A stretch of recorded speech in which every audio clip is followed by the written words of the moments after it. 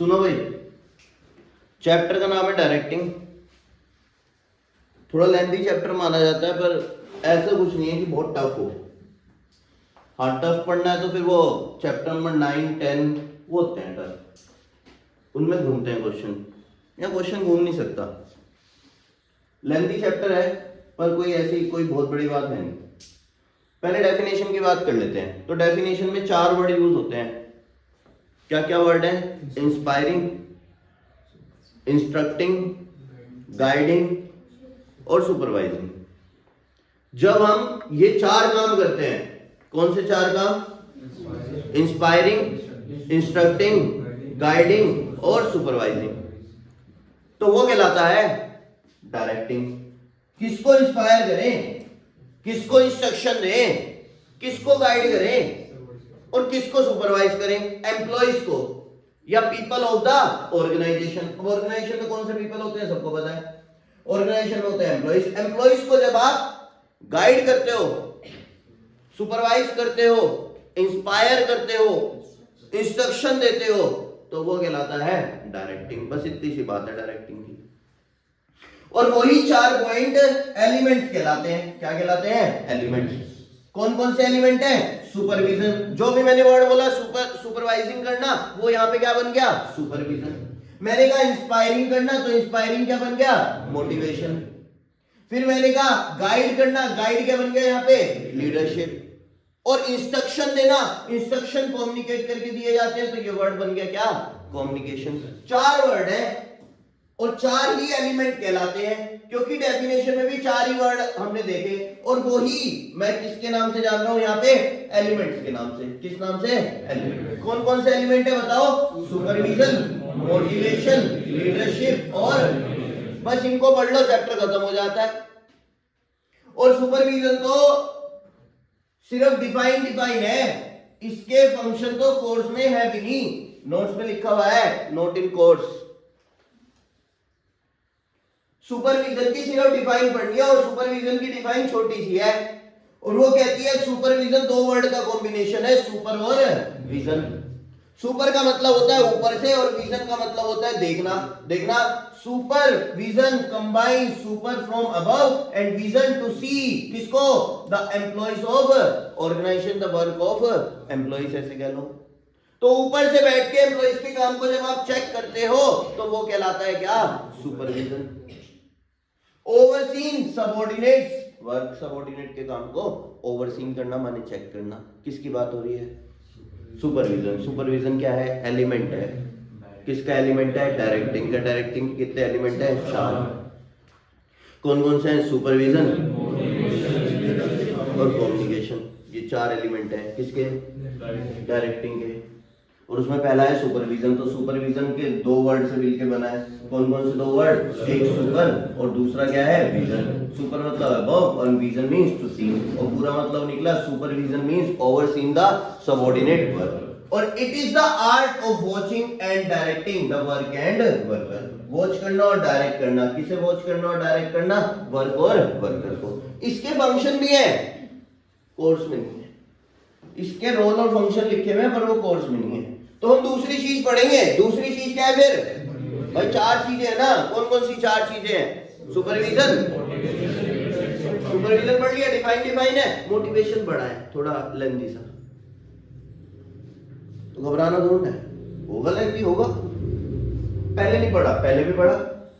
Motivation क्या है? Motivation 2 line है बस। Inspiring the subordinate to work hard. इतनी सी बात है। क्या? इंस्पायरिंग द, हमने जब 4 वर्ड पढ़े तो हमने इंस्पायर वर्ड पढ़ा, और इंस्पायर को बाद में क्या बना दिया? मोटिवेशन। तो मैंने कहा inspiring the subordinate to work hard, यही है मोटिवेशन। दूसरी बात है मोटिवेशन की, इंटरनल फीलिंग है, पॉजिटिव भी हो सकती है और फोर्स नहीं कर सकते। क्या नहीं कर सकते? फोर्स। क्या होती है? Internal feeling. पॉजिटिव भी हो सकती है और नेगेटिव भी हो सकती है। ठीक है, देखो जरा, कॉन्सेप्ट एंड फीचर पढ़ते हैं। किसके? मोटिवेशन के। मोटिवेशन के कॉन्सेप्ट और फीचर्स। कॉन्सेप्ट क्या है? Motivation is the activity of stimulating someone to get the desired course of action. जो तुम चाहते हो वो करो, जिसे मैं बोल रहा था inspiring the subordinate to work hard. अच्छा, इट प्रोड्यूसेस गोल्ड, ये तो फीचर्स आ गए, क्या आ गए? फीचर्स। पहला फीचर इंटरनल फीलिंग है। क्या है? इंटरनल। इंटरनल फीलिंग मतलब कोई जबरदस्ती नहीं कर सकता, बस इंटरनल फीलिंग है, मोटिवेट हो गया बंदा तो हो गया। पॉजिटिव भी हो सकती है और क्या मतलब है पॉजिटिव नेगेटिव? पॉजिटिव होना नेगेटिव होना तुम कर सकते हो, मैं भी जानता हूं, तुम भी जानते हो, तुम कर सकते हो। यह है पॉजिटिव मोटिवेशन। एक है तुम खत्म हो, तुम्हारे बस की कुछ नहीं है, जाओ छत से कूद जाओ, ये क्या है? Negative motivation. Complex process, complex माने थोड़ा टफ है। टफ क्यों है? हर कोई नहीं कर सकता, सब थोड़ा ना मोटिवेट कर रहे सबको, हर कोई नहीं कर सकता। सामने वाले की नीड को समझना पड़ता है कि सामने वाले को चाहिए क्या, उसके हिसाब से उसे मोटिवेट करना पड़ता है, तो कॉम्प्लेक्स है। फिर ये तो आता ही है कॉन्टिन्यूअस है, तब तक चलेगा जब तक ऑर्गेनाइजेशन चलेगी। और लास्ट है it produces goal directed behaviour, ये हमारे बिहेवियर को ऐसा बनाता है गोल को अचीव करने वाला, तो it produces goal directed behaviour. आगे जो मैस्लो की हिरार्कियल नीड कितनी थी? 5। कौन कौन सी? फिजियोलॉजिकल नीड, जिसे आप बेसिक नीड भी बोलते हो। दूसरी है सेफ्टी एंड सिक्योरिटी। पहली नीड होती है बेसिक नीड, रोटी कपड़ा मकान। हम बंदे को कहते हैं ले सैलरी पकड़, रोटी कपड़ा मकान चाहिए, हमारे से सैलरी ले, हमारे लिए काम कर, वो मोटिवेट होता है तो हमारे लिए काम करता है। दूसरी है सेफ्टी एंड, बंदे के पास जब रोटी कपड़ा मकान होता है उसे टेंशन होती है मेरे से कोई मेरी नौकरी ना छीन ले, मैं मर न जाऊं, मैं मर गया तो मेरी फैमिली का क्या होगा, मेरे रिटायरमेंट के बाद मेरा क्या होगा, तो ये सब चिंताएं होती हैं। हम उसे होता है क्या कहते हैं, ओए तो हमारे लिए मोटिवेट होकर काम कर, हम तेरा इंश्योरेंस करा देंगे, हेल्थ इंश्योरेंस, लाइफ इंश्योरेंस, तेरी फैमिली का इंश्योरेंस, तेरे घर का इंश्योरेंस, तुझे रिटायरमेंट के बाद भी पेंशन मिलेगी। वो देखता है यार इतनी सारी चीजें दे रहा है मालिक, वो हमारे लिए मोटिवेट हो जाता है। और तुम्हें इसी का फायदा उठाना है। अगर तुम्हें बिजनेस करना है, तुम्हें मालिक बनना है, नौकरी करनी है तो अलग बात है, पर अगर तुम्हें बंदा बनना है तगड़ा, तो ये सारी बातें देखो कितनी काम आएंगी। कहते हैं पढ़ाई काम नहीं आती, नहीं आती, जिनके आ रही उनके आ रही, बस यही सब तो सिखाती है पढ़ाई कि कैसे एम्प्लॉइज को अपने अंडर संभाल के रखना है। तुम्हें लग रहा है रोटी कपड़ा मकान आप उसे दे रहे, बस का काम चल रहा है, उसे और भी चीजें चाहिए, वो तभी तुम्हारे लिए मोटिवेट होकर काम करेगा।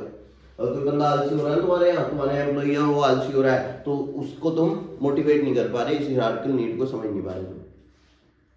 उसकी पेंशन, उसकी रिटायरमेंट पेंशन, वो सोचता है बुढ़ापे में क्या करूंगा, तो ये सब टेंशन होती है उसे, ये सब टेंशन को खत्म करना है तो भैया उसे मोटिवेट करने के लिए तुम्हें सेफ्टी और सिक्योरिटी नीड का ध्यान रखना पड़ेगा। फिर तीसरी नीड आती है उसकी सोशल नीड, इसकी ज्यादातर जरूरत नहीं पड़ती है, एम्प्लॉय खुद ही पूरी कर लेते हैं। ये होता है लव, फ्रेंडशिप, अफेक्शन से रिलेटेड होती है, तो दोस्त तो खुद ही बना लेते हैं लोग, है ना। पर हम क्या कर सकते हैं इसके लिए, अपनी ऑर्गेनाइजेशन को इन्फॉर्मल कर दो। इन्फॉर्मल मतलब हर कोई किसी से क्लियरली बात कर सकता है, अगर कर सकता है तो हो गया, नीड पूरी हो गई। फिर आती है एस्टीम नीड, जब सोशल नीड भी पूरी हो जाती है फिर अगली नीड पैदा आती है, कौन सी? एस्टीम। जिसमें बंदा चाहता है मेरी इमेज हो, सेल्फ रेस्पेक्ट हो, सेल्फ रिकॉग्निशन हो, मेरी पहचान हो, तो बंदा सोचता है मेरे साथ ये सब हो।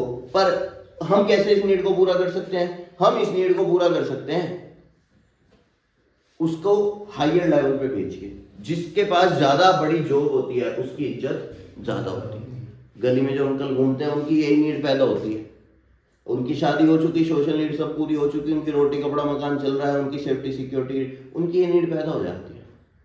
तुम्हें कुछ नहीं करना, अंकल को नमस्ते करनी है, नमस्ते, बस उन्हें यही चाहिए, समझो तुम। उनकी एस्टीम नीड क्या हो गई? पूरी। और फिर आती है कौन सी? Self actualization. ये पर्सनल मिशन से रिलेटेड होती है, ये लास्ट नीड होती है। मतलब सोचते हैं नीड पूरी हो गई फिर मैं मर भी जाऊं, कोई टेंशन वाली बात नहीं है। तो ये 5 नीड किसकी थी? मैस्लो की हिरार्कियल थ्योरी, मोटिवेशन की। अब सबसे इंपॉर्टेंट इंसेंटिव होते हैं, याद है इंसेंटिव या भूल गए?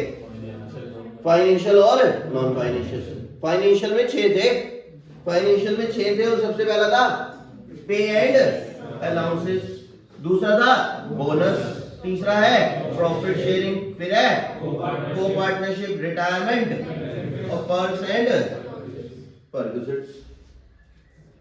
6 हैं, क्या क्या है समझते हैं। पहले बोनस समझते हैं। बोनस साल में एक बार मिलता है और वो प्रोडक्शन और प्रॉफिट के बेसिस पे मिलता है। जब कंपनी का प्रॉफिट ज्यादा या कंपनी का प्रोडक्शन ज्यादा तो ही क्या मिलता है, बोनस, वरना बोनस नहीं मिलता। तो मेहनत का रिवॉर्ड देना है। एम्प्लॉय जब कुछ एडिशनल करेगा तो हम उसे कुछ एडिशनल देंगे, तभी तो वो हमारे लिए मोटिवेट रहेगा। तो हमें अगर उसे कुछ एडिशनल उन्हें एफर्ट लगाया है तो हमें रिवॉर्ड देना पड़ेगा। और रिवॉर्ड दो तरह के होते हैं, फाइनेंशियल और नॉन फाइनेंशियल। तो फाइनेंशियल में सबसे पहला आता है बोनस। बोनस दे दो, बहुत सारी कंपनी देती है।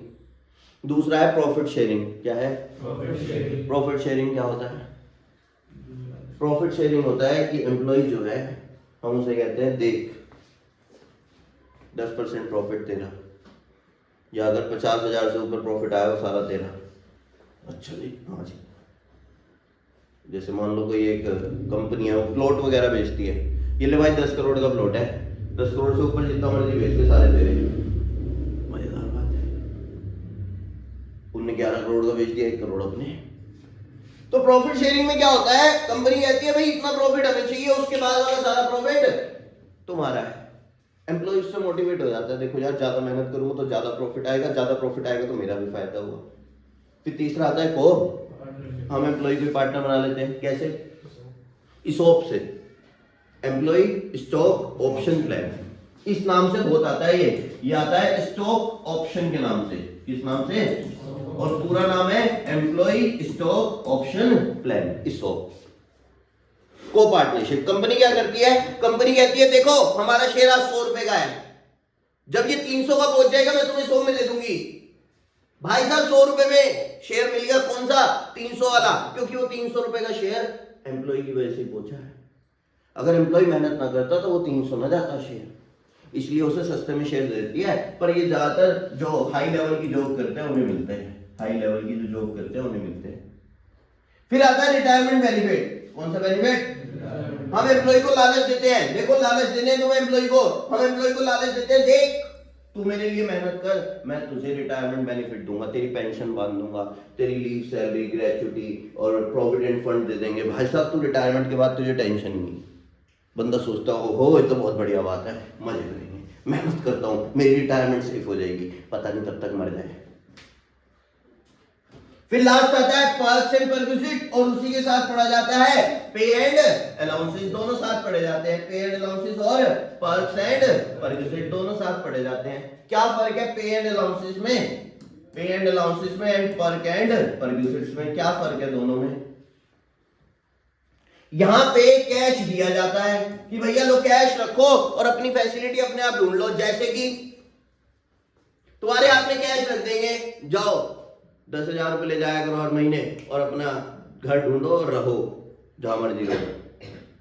पर्क एंड परक्विजिट में क्या होगा, चाबी दे देंगे, ये हमारा घर है जाके रह लो, किराया नहीं देना। यहां क्या दे दी, यहां क्या दे दी, फैसिलिटी दे दी डायरेक्ट, और यहां क्या दे दिया, कैश की अपने लिए फैसिलिटी ढूंढ लो 500 रुपए पकड़ लो, जाओ अपना चेकअप करा के आओ। ठीक है सर, चेकअप करा के आऊंगा। ये लो हमारा कार्ड, उस डॉक्टर पे चले जाओ, चेकअप करा के आओ। सर पैसे कौन लेगा, कार्ड दिखा देना। एक जगह फैसिलिटी दे दी और एक जगह क्या दे दिए, पैसे। जहां पैसे मिल गए और जहां फैसिलिटी मिल गई, फर्क, ये फर्क है। ठीक है, उसके बाद आओ नॉन फाइनेंशियल। नॉन फाइनेंशियल में बहुत सारे, नॉन फाइनेंशियल में पहला है स्टेटस। क्या है?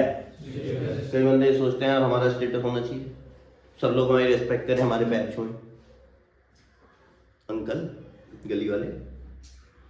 ऐसे बंदे अगर तुम्हें मिले ना तुम्हारी कंपनी में, एक काम करना, उनका स्टेटस बढ़ा देना। उन्हें पैसे नहीं चाहिए, उनको क्या चाहिए, इज्जत। वो जैसे वो गुड्डू भैया नहीं करते क्या, उसमें कौन सी पिक्चर है वो, मिर्जापुर, मम्मी को फुल इज्जत चाहिए। वो दुकानदार पंटान पंटान बुलाता है ना उसकी मम्मी को, गुड्डू भैया की, फिर वो दुकान पे जाता है, पिस्टल रख देता है, मम्मी को चाहिए फुल इज्जत। तो भाई एक्सट्रीम नीड पैदा हो रखी है। कौन सी नीड पैदा हो रखी है? अभी तक इज्जत नहीं चाहिए थी उसे, अभी तक उसे क्या नहीं चाहिए थी, इज्जत। अभी तक नहीं चाहिए थी, अभी तक तो वो बेचारा सादा सा आदमी था, उसे पैसे चाहिए थे, उसे पैसे मिले, पहली नीड पूरी हुई, बेसिक नीड पूरी हुई। फिर दूसरी नीड पैदा हुई सेफ्टी सिक्योरिटी की चिंता नहीं थी क्योंकि बंदूक दे दी थी भाई। तीसरी नीड कौन सी पैदा होती थी? सोशल, बंदी उसे मिली गई थी, सोशल नीड उसकी पैदा हो गई थी, खत्म हो गई। अब चौथी नीड तो पैदा होगी, कौन सी नीड? Esteem need. जैसे वो मर गई थी तो वो दोबारा आ सकती है सोशल नीड उसकी। दोस्त यार भी होते हैं, ऐसा नहीं जरूरी लव की तरफ आप जाओ, है ना। Love are of different kinds, है ना, ठीक है। तो घर वालों से भी प्यार होता है ना, दोस्तों से अलग, है ना, तो अलग अलग तरह के लव, ठीक है। तो जो आपको पता है उससे अलग भी होते हैं, ठीक है। ऑर्गेनाइजेशनल क्लाइमेट क्या है? सुनो, कई बंदे चाहते हैं यार हमारा ना क्लाइमेट अच्छा हो, मतलब ऐसी ऑर्गेनाइजेशन हो जहां जाने का मन करे, ऐसी ऑर्गेनाइजेशन ना हो जहां लड़ाई हो रही हो। तुम गए वहां पॉलिटिक्स चल रही है और रोज रोज कोई शिकायत कर रहा है, किसी की मैनेजर किसी से लड़ रहा है, ऐसी ऑर्गेनाइजेशन में जाने का मन नहीं करता।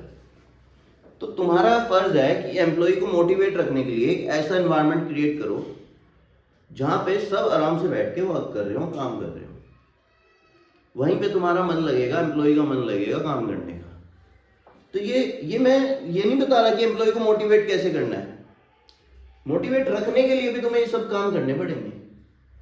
उसे बोनस देना पड़ेगा, उसका रिटायरमेंट बेनिफिट देखना पड़ेगा, पर्क्स एंड परक्यूज देने पड़ेंगे, सस्ते में शेयर देने पड़ेंगे। सारे काम तुम्हें एम्प्लॉयज के लिए करने पड़ेंगे क्योंकि एम्प्लॉय ही हैं जो तुम्हारे बिजनेस को आगे बढ़ाएंगे,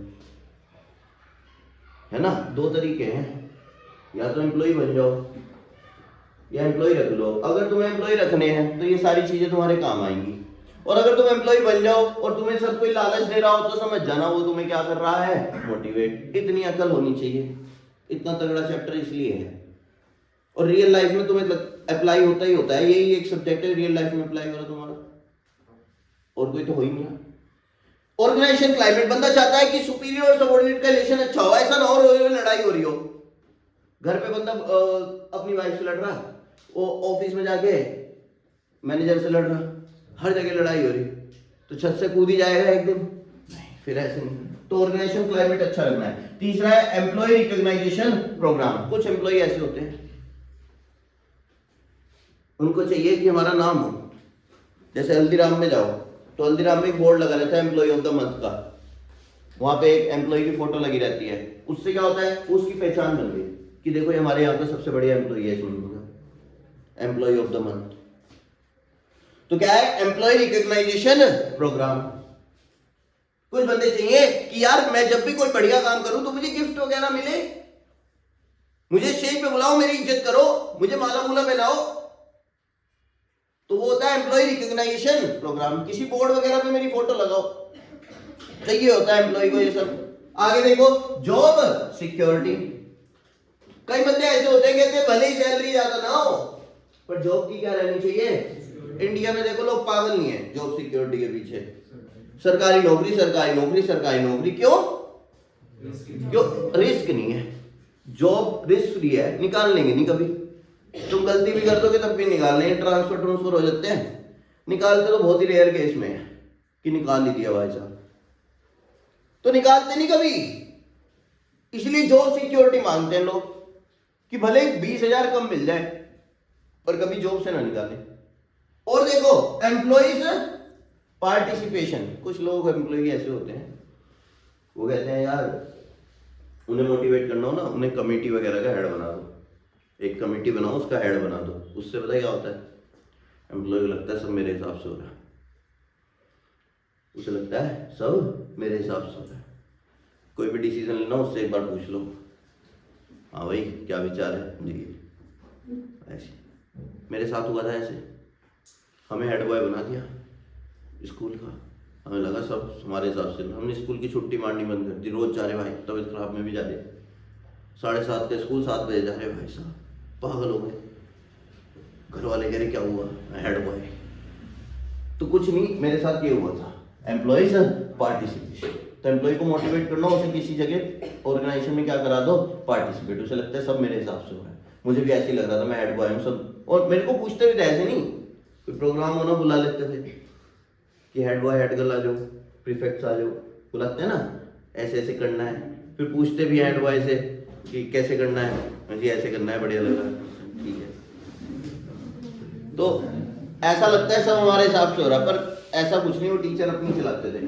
अगला देखो एम्प्लॉइज एम्पावरमेंट, एम्प्लॉय को पावर दे दो, एम्प्लॉय को पावर दे दो कि भाई तू अपने डिसीजन अपने आप ले, और जब उसे लगता है यार मेरे ऊपर डिसीजन छोड़ दिए तो मोटिवेट होकर काम करने लगता है। फिर अगले 2 पॉइंट है और दोनों सेम है, करियर एडवांसमेंट अपॉर्चुनिटी और job enrichment. Career advancement opportunity होती है करियर में आगे बढ़ने की अपॉर्चुनिटी देना। एम्प्लॉइज को, हर एम्प्लॉय को अधिकार है कि वो अपने करियर में आगे बढ़े, तो उसे हायर लेवल की जॉब देना, उसे हायर लेवल पे भेजना, ये आपका काम है। फिर आता है जॉब एनरिचमेंट। जॉब एनरिचमेंट क्या होता है? जॉब एनरिचमेंट कि जिस लेवल पे हम हैं उससे हमें हायर लेवल का काम दे दिया जाता है जिससे हम मोटिवेट हो जाएं। क्योंकि मान लो मैं आपको कहूँ ये सीयूईटी का क्वेश्चन है, तुम बहुत ध्यान से देखोगे, ये सीयूईटी का क्वेश्चन है, तगड़ा क्वेश्चन है ना, तो वो आप हायर लेवल पे जाके सोचोगे तभी आपकी ग्रोथ हो पाएगी माइंड की। तो मोटिवेट करना हो तो कुछ बंदों को मोटिवेट करने का तरीका ये है, जिस लेवल पे वो है उससे हायर लेवल का काम दे दो तो वो मोटिवेट हो जाते हैं। ओ भाई बहुत तगड़ा काम है, बहुत सीरियसली करना पड़ेगा। हम बैडमिंटन खेलते हैं, कोई तगड़ा प्लेयर आ जाता है ना तो हम सोचते हैं यार बहुत ध्यान से खेलना पड़ेगा, एक भी शॉट गलत नहीं मार सकते वरना पॉइंट हो जाएगा। तो जब हायर लेवल पे जाता है ना बंदा, जॉब एनरिचमेंट होती है, तो हायर लेवल की चीज देख के वो बंदा मोटिवेट हो जाता है, इसमें लिए बहुत मेहनत करनी पड़ेगी। तो ये 8 तरीके हैं non financial incentive. Career advancement promotion है क्या? हाँ, प्रमोशन कह सकते हो कि करियर में आगे बढ़ने का मौका देना, कोई होता है प्रमोशन होता है। बस यहाँ मेनली पैसों के लिए नहीं जा रहे, इसलिए प्रमोशन वर्ड नहीं यूज हो रहा, क्योंकि प्रमोशन में मेनली पैसे देखे जाते हैं। यहाँ पे क्या देखा जा रहा है कि भैया पैसे चाहे उतने ही रहे पर करियर में आगे बढ़ने का मौका देना, मतलब पैसों की बात नहीं आ रही यहाँ पे कुल मिला के, ठीक है।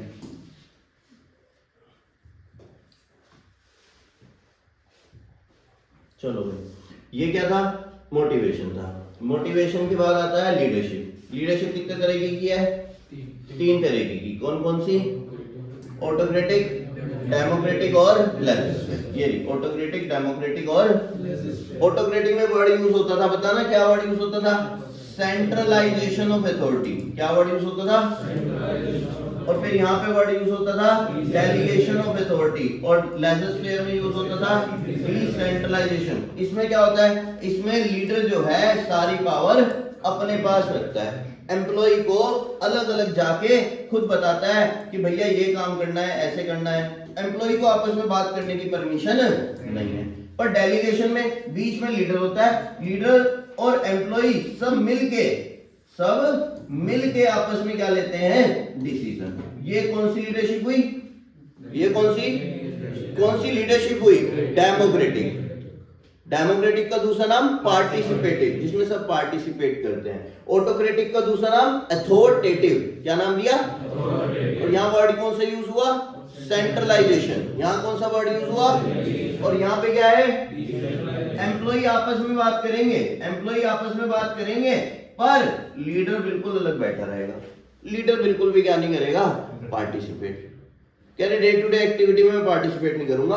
सारी पावर एम्प्लॉइज को बांट दी जाती है, इसलिए क्या वर्ड यूज होता है यहाँ पे? डिसेंट्रलाइजेशन। कहते हैं ये आई स्टाइल है, ये वी स्टाइल है और ये यू स्टाइल है। आई स्टाइल क्योंकि लीडर कह रहा मैं ही हूं सब कुछ, वी स्टाइल हम सब, और यू स्टाइल भैया आप देखो खुद। यहां पे ये वहां फॉलो होती है डेलीगेशन, ये सेंट्रलाइजेशन वाली, मतलब ऑटोक्रेटिक, जहां एम्प्लॉय अनपढ़ हो, अनस्किल्ड हो, अनट्रेन्ड हो। ये वहां यूज होती है जहां एम्प्लॉय स्किल्ड हो, ट्रेन्ड हो। और डिसेंट्रलाइजेशन ये वहां यूज होती है जहां एम्प्लॉय हाईली स्किल्ड हो, हाईली ट्रेन्ड हो, हाईली मोटिवेटेड हो। तो 3 तरह की लीडरशिप है। मेरिट डिमेरिट इसके कोर्स में नहीं है, वो नोट्स में थे तो यहाँ पे आ गए वो। फिर अगला आता है मेन तुम्हारा टॉपिक क्या है? कम्युनिकेशन। कम्युनिकेशन क्या होता है? कम्युनिकेशन पहले कॉन्सेप्ट ऑफ कम्युनिकेशन सीख लेते हैं। अच्छा भाई, कम्युनिकेशन होता है अपने मैसेज को एक जगह से दूसरी जगह पहुंचाना। जब 2 या 2 से ज्यादा बंदों के बीच एक्सचेंज हो रहा हो मैसेज का। मैसेज क्या है? कोई आइडिया, कोई फैक्ट, कोई ओपिनियन, इन सबको मैसेज बोलते हैं। मैसेज का जब एक्सचेंज हो रहा हो 2 या 2 से ज्यादा बंदों के बीच तो वो कहलाता है कम्युनिकेशन। कम्युनिकेशन रिटर्न भी हो सकता है और ओरल भी हो सकता है। 2 तरह का है, फॉर्मल और इनफॉर्मल। डायरेक्टली इनका डिफरेंस पढ़ लो तो ज्यादा बढ़िया है। किसका? फॉर्मल इनफॉर्मल का सीधा डिफरेंस ही पढ़ लो। ये ना पहला है मीनिंग। फॉर्मल क्या है? जब एक ऑफिशियल चैन के थ्रू कम्युनिकेशन हो रहा हो, उस चैन का नाम क्या है?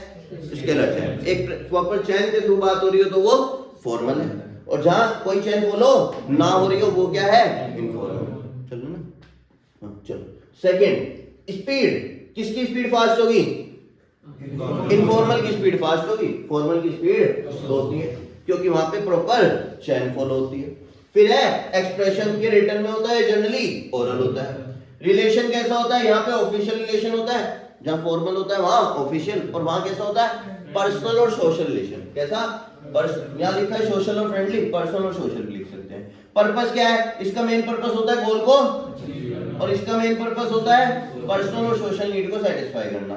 डायरेक्शन ऑफ फ्लो, किस डायरेक्शन में जाता है? ये अपवर्ड डाउनवर्ड दोनों जाता है, बट ये किसी भी डायरेक्शन में जाता है। अच्छा, जब हम यहाँ पे मोटिवेशन की बात कर रहे थे, तो मोटिवेशन में इतनी सारी वो आई थी ये थ्योरी। ये सोशल नीड का एक और नाम होता है, सोशल नीड का बिलोंगिंग नीड्स। बिलोंगिंग नीड्स का एक और नाम है।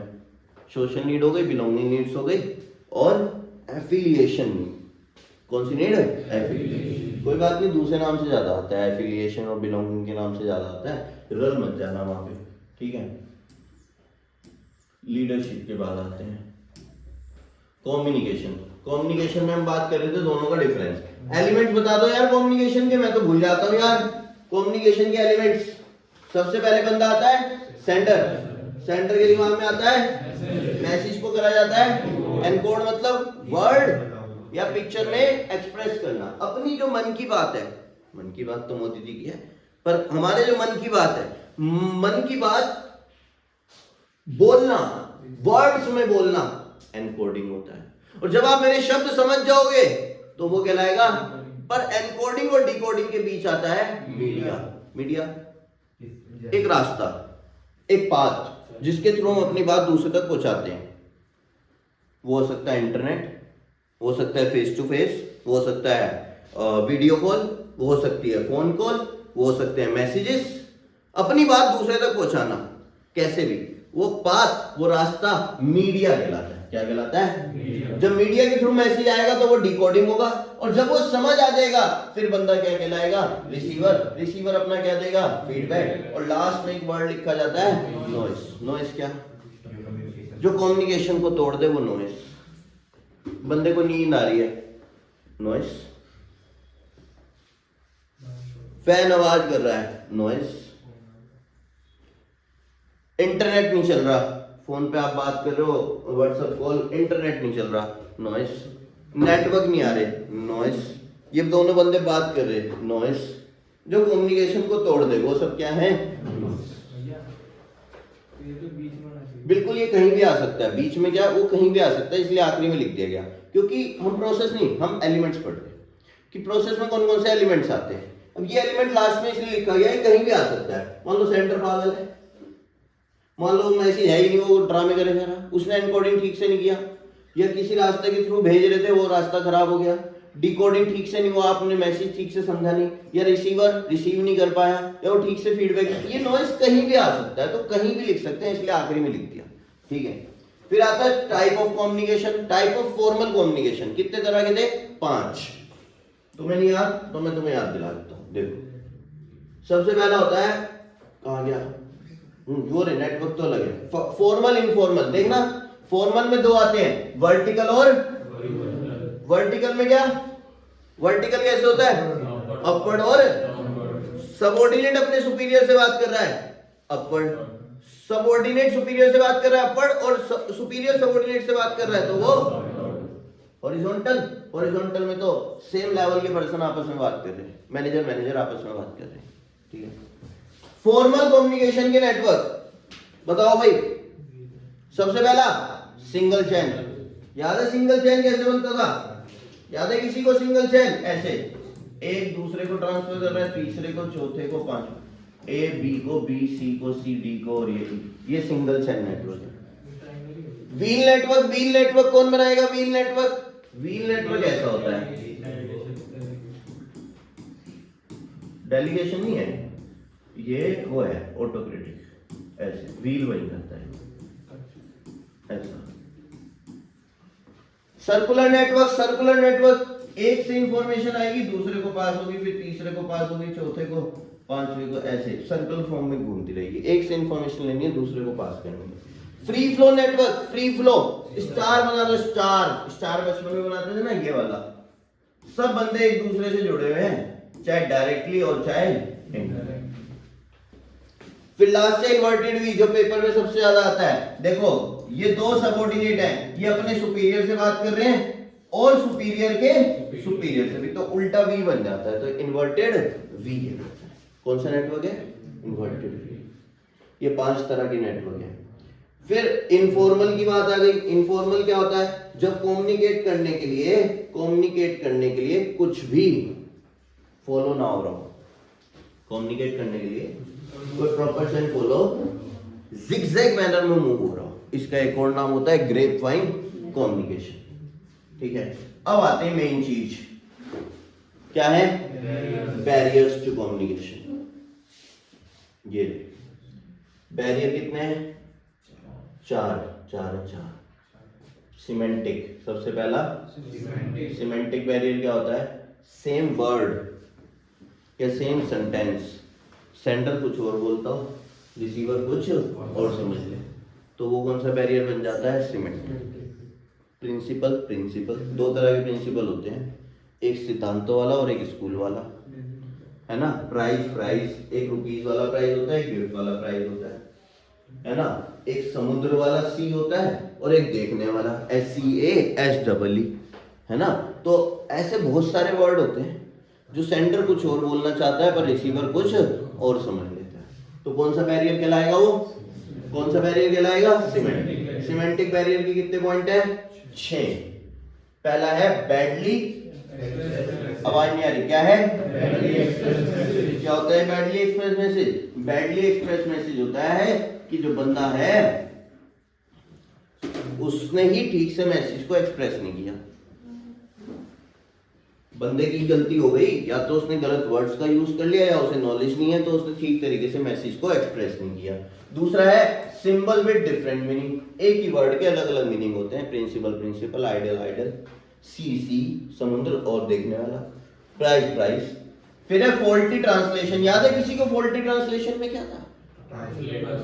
बीच में एक ट्रांसलेटर आ जाता है, लैंग्वेज हिंदी है पर उसे जापानीज में कन्वर्ट करना है। लैंग्वेज क्या है? हिंदी, उसे किस में कन्वर्ट करना है? जापानीज में। कैसे होगा? ट्रांसलेटर रखना पड़ेगा। पर अगर ट्रांसलेटर बदतमीज हुआ और उसने जानबूझ के क्या कर दी, कोई गलती की, तो कम्युनिकेशन टूट जाएगा। ठीक है। फिर है अनक्लैरिफाइड अजम्पशन। सरदार जी के पास 3 गाड़ियां हैं, सरदार जी ने व्हाट्सएप पे स्टेटस डाल दिया, I want to sell my car, पर ये नहीं बताया कौन सी कार, तो सामने वाला अपनी तरफ से क्या ले लेगा? अजम्पशन, है ना। उड़ जाओ देवी। फिर आता है टेक्निकल जार्गन। कई बार मैनेजर टेक्निकल वर्ड का यूज कर लेता है, लिटरेसी वर्ड का यूज कर लेता है जो एम्प्लॉय को समझ नहीं आते, तो वो टेक्निकल जार्गन कहलाता है। और लास्ट है बॉडी लैंग्वेज। बोलने और लिखने के अलावा एक और लैंग्वेज होती है, दैट इज बॉडी लैंग्वेज। हमारे वर्ड अगर बॉडी लैंग्वेज से मैच नहीं कर रहे तो वो कम्युनिकेशन को तोड़ रहे हैं। आगे कौन सा बैरियर? साइकोलॉजिकल या इमोशनल बैरियर। बंदा परेशान है या गुस्से में है ना। मान लो सुकेश की बंदी भाग गई, अब सुकेश परेशान है या गुस्से में है, तो वो पूरी बात सुने बिना रिएक्ट कर देता है। इसकी बंदी से एक्सप्लेनेशन दे रही, नहीं मेरी कोई गलती नहीं थी, ये कह तू चुप कर। इसने पूरी बात सुने बिना क्या कर दिया? React. Premature evaluation, lack of attention. अब ये ट्यूशन आया, परेशान था, अब मैं जो समझा रहा था इसे समझा ही नहीं, क्यों? अटेंशन ही नहीं था इसका अपनी बंदी की बातों पे ध्यान था, कह रहा छोड़गी बदतमीज। फिर तीसरा है डिस्ट्रस्ट। रिकॉर्ड हो रहा है, तुम्हारे घर भेज दूं। डिस्ट्रस्ट ये भी रिकॉर्ड हुआ बेटे। कह रहा भेज दियो, देख लो इस केस के घर वाले,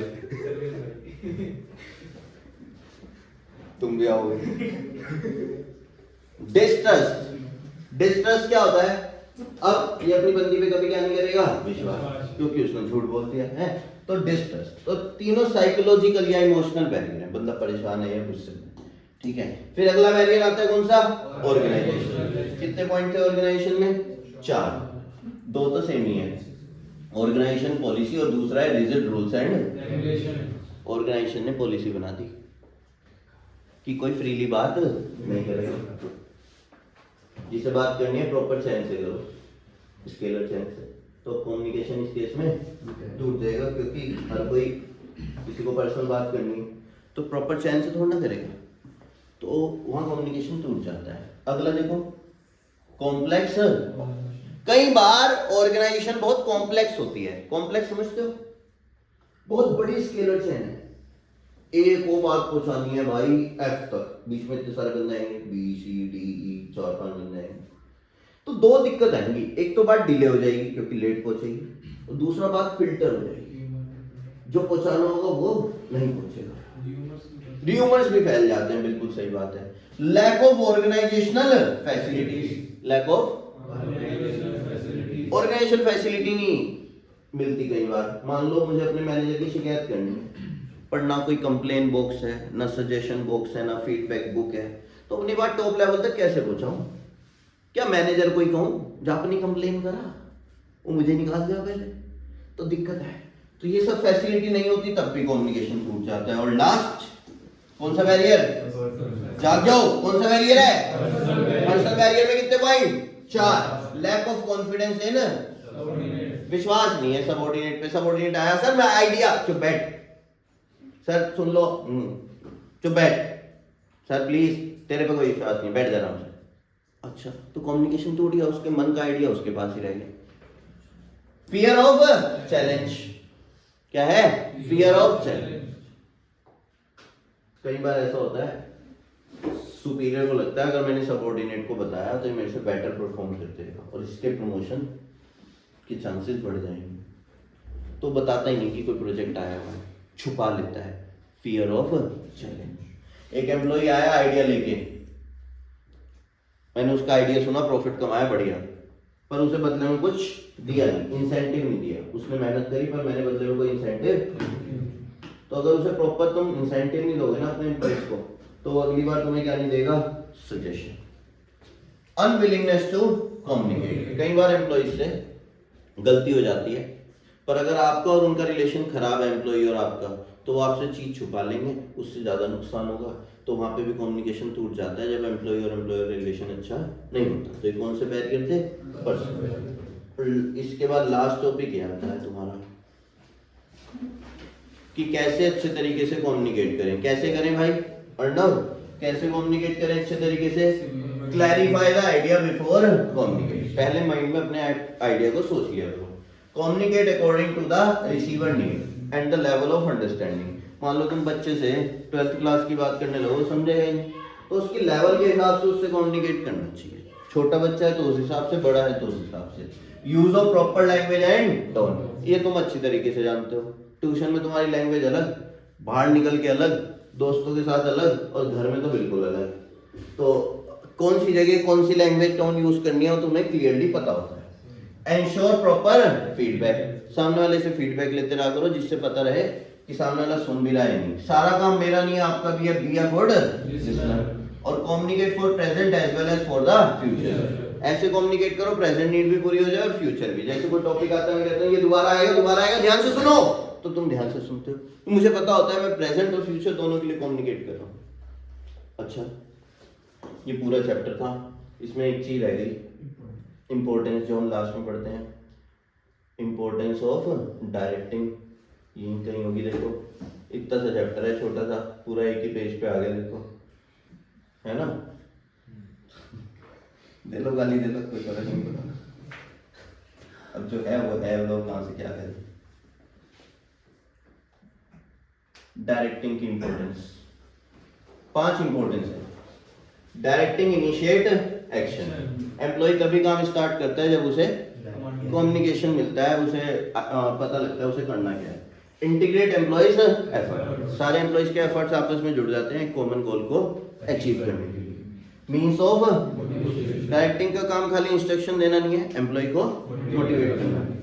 फैसिलिटेट, देखो जब भी कोई नया चेंज आता है तो एम्प्लॉय उसे एक्सेप्ट नहीं करते, एम्प्लॉय उसे तो एक्सेप्ट नहीं करते, तो ऑब्वियसली हमें उसके ना बेनिफिट बताने पड़ते हैं कि ये वाले चेंज का ये बेनिफिट है, इस वाले चेंज का ये बेनिफिट है, तो वो एक्सेप्ट कर लेते हैं।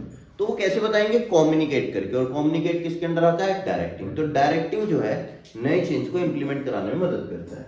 रिड्यूस एम्प्लॉय टर्नओवर क्या होती है? छोड़ के भाग एक एम्प्लॉय छोड़ के भाग जाता है तो उसकी जगह नया एम्प्लॉय लाना पड़ता है, उसमें खर्चा होता है। तो नया एम्प्लॉय लाने का जो खर्चा है वो एम्प्लॉय टर्नओवर या लेबर टर्नओवर कहलाता है। अगर तुम डायरेक्टिंग अच्छे से करोगे एम्प्लॉय के गोल अचीव होंगे, वो छोड़ के नहीं जाएगा, और छोड़ के नहीं जाएगा तुम्हारा खर्चा कम हो जाएगा। उसी को लिखा है रिड्यूस एम्प्लॉय टर्नओवर। ठीक है, तो ये पूरा एक पेज का चैप्टर है। रिवाइज करने के लिए ऐसे ऐसे जल्दी जल्दी तुम कर सकते हो। छोटा सा रखो, एक इतने से पेज पे हो गया है ना, क्या कह रहे हो? छोटा कर तो चाहे